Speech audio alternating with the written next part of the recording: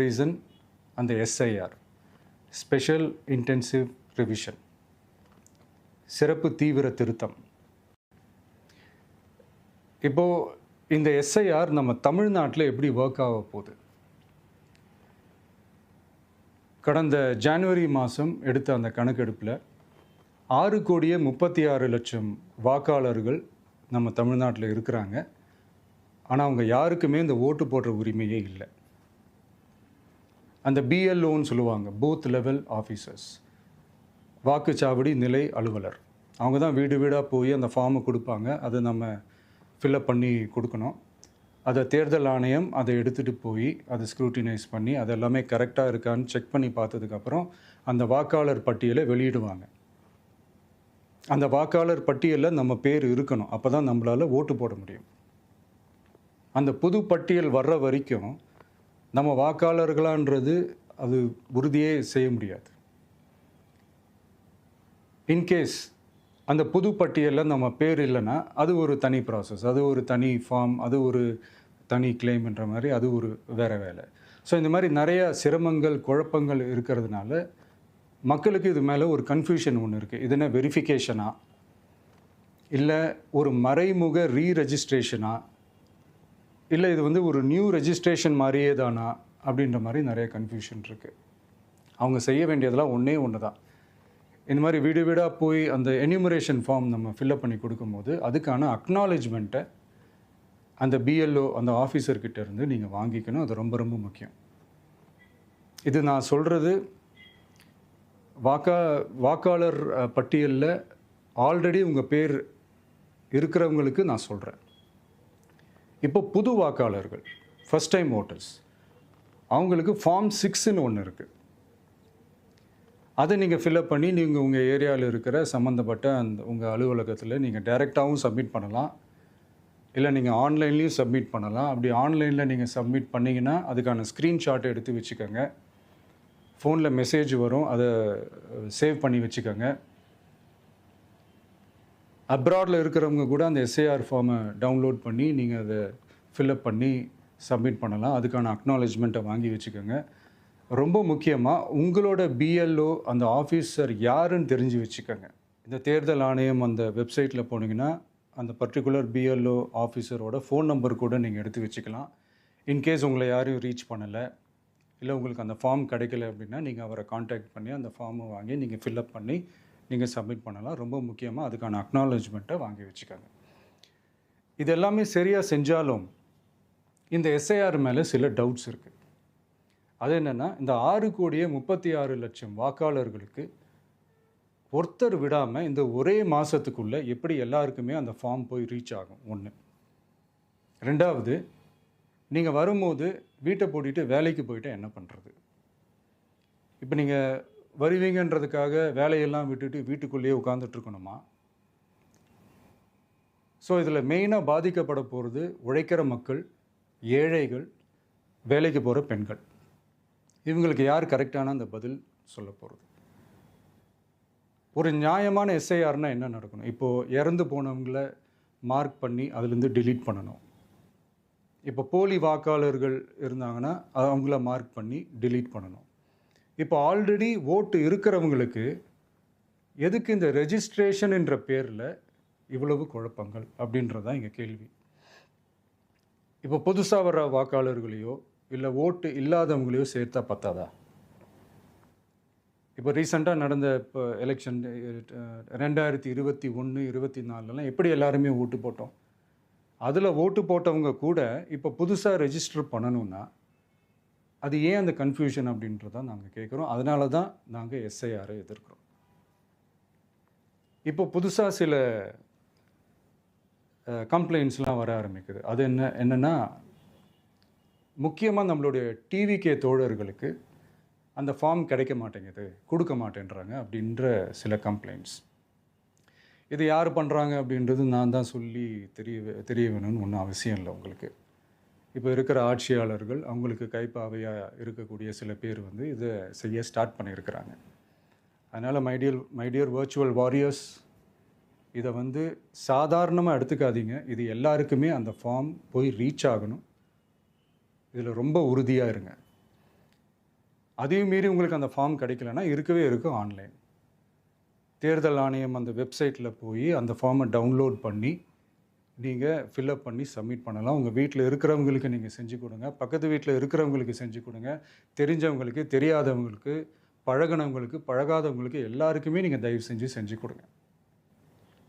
And ரொம்ப முக்கியமாக நம்ம ஜென்சி கிட்ஸ், நம்ம ஃபஸ்ட் டைம் ஓட்டர்ஸ், நம்ம புது வாக்காளர்கள், நம்ம நண்பா நண்பிகள், அவங்க ரொம்ப கேர்ஃபுல்லாக இருக்கணும். நான் ஆல்ரெடி சொன்ன மாதிரி உங்களுக்கான ஃபார்ம், அந்த ஃபார்ம் நம்பர் 6, அதை கரெக்டான டீட்டெயில்ஸோட, கரெக்டான உங்கள் டாக்குமெண்ட்ஸை வச்சு அதை சப்மிட் பண்ணுங்கள். ஏன்னா வரப்போகிற தேர்தலில் நீங்கள் தான், அந்த ஜென்சி வாக்காளர்கள் தான் மிக முக்கியமான ஒரு ஃபோர்ஸ் அப்படின்றது எல்லாருக்குமே தெரிஞ்ச ஒரு விஷயம். அதனால் உங்களை டிஸ்டர்ப் பண்ணுறதுக்கு, உங்கள் பேரை அதில் இன்க்ளூட் பண்ணாமல் செய்கிறதுக்கு என்னென்ன வேலைகள் செய்யணுமோ, என்னென்ன தில்லுமுள்ளு வேலைகள் செய்யணுமோ எல்லாமே அவங்க செய்வாங்க. இது நமக்கு எல்லா திசையிலையும் எல்லா பிரச்சனைகள் கொடுத்துட்டு தானே இருக்கிறாங்க. அது டிஃபால்ட்டாக நடந்துட்டு தான் இருக்கும், அது ஒன்றும் பண்ண முடியாது. ஸோ அந்த மாதிரி ஓட்டு போடுற விஷயத்துலேயும் அவங்க என்ன உத்தரமராக மாறவா போகிறாங்க? இப்போ நான் சில மீட்டிங்ஸ்லலாம் ரிப்பீட்டடாக ஒரு விஷயம் நான் சொல்கிறேன்ல, 2 பேருக்கு நடுவில் தான் போட்டி அப்படின்ட்டு. அது மேடைக்கு மேடை அவங்க அதை ப்ரூவ் பண்ணிகிட்டு இருக்கிறாங்க. அதனால் தோழர்களே, வரப்போகிற தேர்தலில் நம்ம யாருன்னு காட்டணும், நம்ம பலம் என்னன்னு காட்டணும். அதுக்காக அந்த பலமான, அந்த பவர்ஃபுல்லான ஆயுதத்தை நம்ம கையில் எடுக்கணும். அந்த ஆயுதம் வேறு எதுவுமே இல்லை, ஓட்டு, வாக்கு, ஜனநாயகம். அது இருந்தால் தான் நம்ம அந்த வெற்றியை நோக்கியே நம்மளால் பயணிக்க முடியும். தமிழ்நாடே அந்த வாக்குச்சாவடி முன்னாடி திரண்டு நிற்கணும்.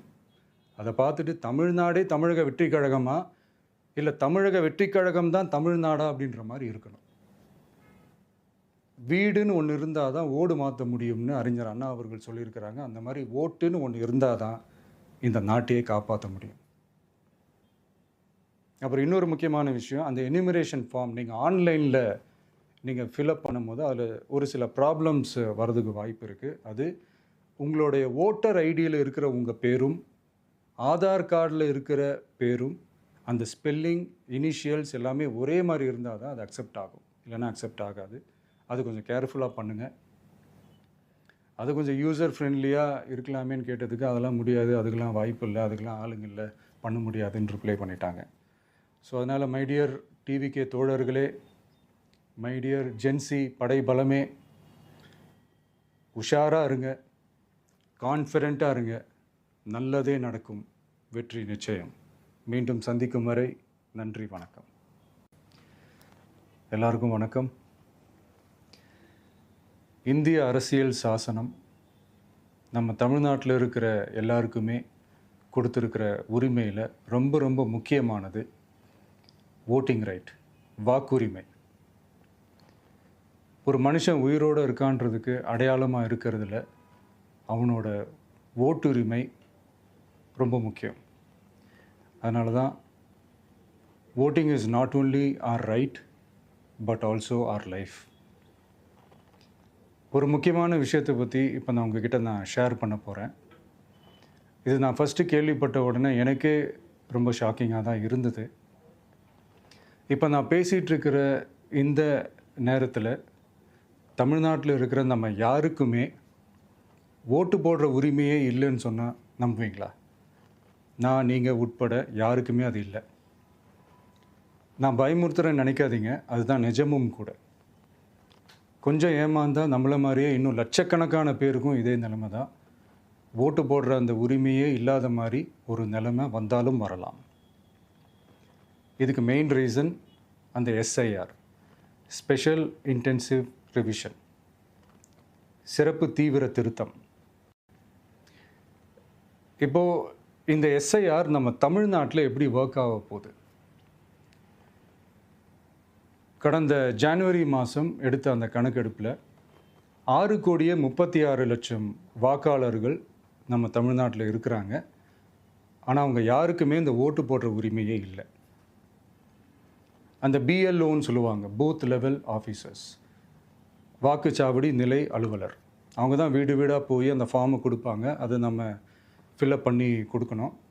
அதை தேர்தல் ஆணையம் அதை எடுத்துகிட்டு போய் அதை ஸ்க்ரூட்டினைஸ் பண்ணி அது எல்லாமே கரெக்டாக இருக்கான்னு செக் பண்ணி பார்த்ததுக்கப்புறம் அந்த வாக்காளர் பட்டியலை வெளியிடுவாங்க. அந்த வாக்காளர் பட்டியலில் நம்ம பேர் இருக்கணும். அப்போ தான் நம்மளால் ஓட்டு போட முடியும்.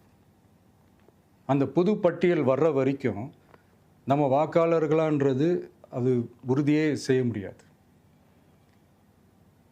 இன்கேஸ் அந்த புது பட்டியலில் நம்ம பேர் இல்லைன்னா அது ஒரு தனி ப்ராசஸ், அது ஒரு தனி ஃபார்ம், அது ஒரு தனி கிளைம்ன்ற மாதிரி அது ஒரு வேறு வேலை. ஸோ இந்த மாதிரி நிறைய சிரமங்கள் குழப்பங்கள் இருக்கிறதுனால மக்களுக்கு இது மேலே ஒரு கன்ஃபியூஷன் ஒன்று இருக்குது. இது என்ன வெரிஃபிகேஷனா இல்லை ஒரு மறைமுக ரீரெஜிஸ்ட்ரேஷனா இல்லை இது வந்து ஒரு நியூ ரெஜிஸ்ட்ரேஷன் மாதிரியே தானா அப்படின்ற மாதிரி நிறைய கன்ஃபியூஷன் இருக்குது. அவங்க செய்ய வேண்டியதெல்லாம் ஒன்று தான். இந்த மாதிரி வீடு வீடாக போய் அந்த என்யூமரேஷன் ஃபார்ம் நம்ம ஃபில்அப் பண்ணி கொடுக்கும்போது அதுக்கான அக்னாலேஜ்மெண்ட்டை அந்த பிஎல்ஓ அந்த ஆஃபீஸர்கிட்ட இருந்து நீங்கள் வாங்கிக்கணும். அது ரொம்ப ரொம்ப முக்கியம். இது நான் சொல்கிறது வாக்காளர் பட்டியலில் ஆல்ரெடி உங்கள் பேர் இருக்கிறவங்களுக்கு நான் சொல்கிறேன். இப்போ புது வாக்காளர்கள், ஃபஸ்ட் டைம் ஓட்டர்ஸ், அவங்களுக்கு ஃபார்ம் 6ன்னு ஒன்று இருக்குது. அதை நீங்கள் ஃபில்அப் பண்ணி நீங்கள் உங்கள் ஏரியாவில் இருக்கிற சம்மந்தப்பட்ட அந்த உங்கள் அலுவலகத்தில் நீங்கள் டைரெக்டாகவும் சப்மிட் பண்ணலாம், இல்லை நீங்கள் ஆன்லைன்லேயும் சப்மிட் பண்ணலாம். அப்படி ஆன்லைனில் நீங்கள் சப்மிட் பண்ணிங்கன்னா அதுக்கான ஸ்க்ரீன்ஷாட்டை எடுத்து வச்சுக்கோங்க. ஃபோனில் மெசேஜ் வரும், அதை சேவ் பண்ணி